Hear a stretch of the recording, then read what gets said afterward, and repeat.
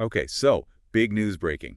Pakistan has uh, suspended the Simla Agreement. Yeah, quite a development. And it really matters, doesn't it, for India-Pakistan relations? Absolutely. This agreement, it's been, well, the cornerstone since 72, hasn't it? Pretty much. The main framework for trying to keep things peaceful, manage the line of control. And the timing, Yeah. right after that awful terrorist attack in Pahalgam, it just feels significant. It definitely amplifies things. Suspending it now feels like a major departure, could reopen old issues. Right. So our mission today, let's try and unpack this. Understand the agreement itself, why Pakistan might have done this now, and what it means, especially for the Lawsi. Sounds good. And we're basing this on recent news reports coming out. Okay, let's start with the basics then. The Simla Agreement, Yep.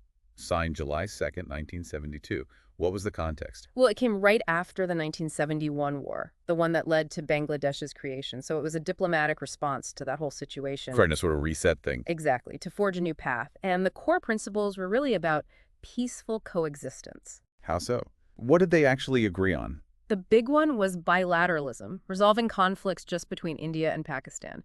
No third-party mediation. Keep it between yourselves. Precisely. And respecting sovereignty, territorial integrity, political independence, the fundamentals. Also, non-interference in each other's internal affairs.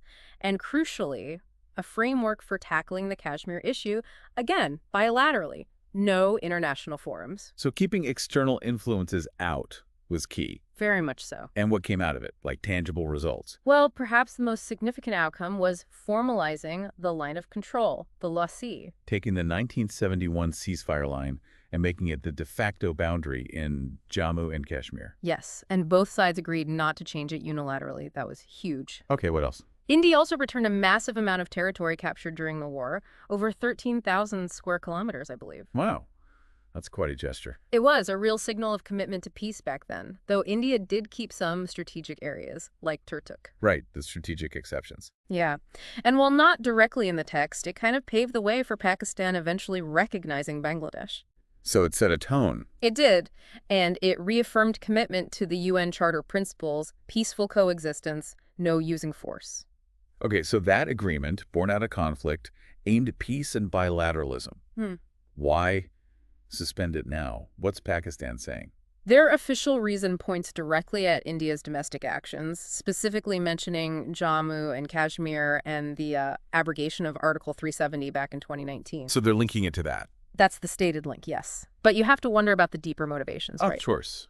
What else might be going on? Well, maybe it's a way to step away from that bilateral framework India always insists on. Perhaps they see an opening now to push for third-party involvement again. Trying to get others involved, like the UN or OIC. Could be trying to internationalize the Kashmir issue, regain some maybe diplomatic leverage that way. It might also signal a kind of strategic shift, possibly driven by domestic pressures within Pakistan too, political security, A strategic recalibration, as some might call it. Something like that, yeah. Okay, let's talk impact.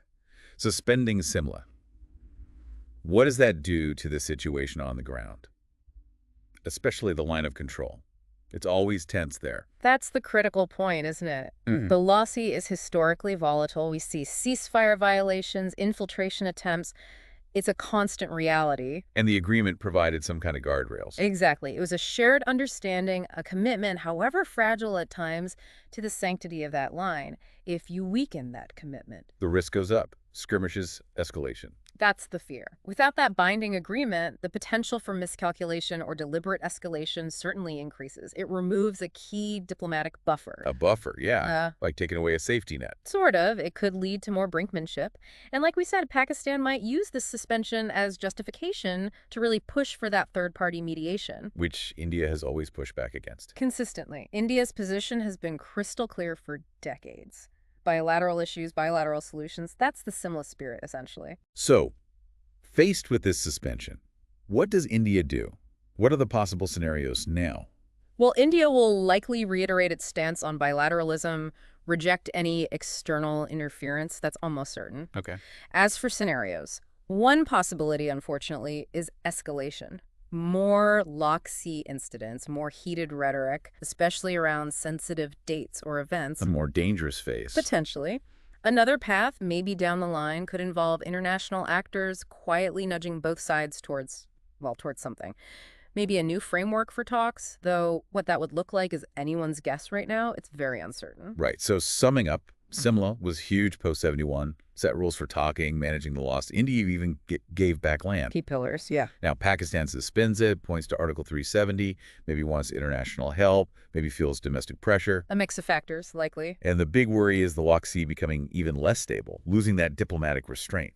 It really feels like a foundational piece is being weakened. It does. The whole structure for managing this very difficult relationship relied in part on those agreed principles.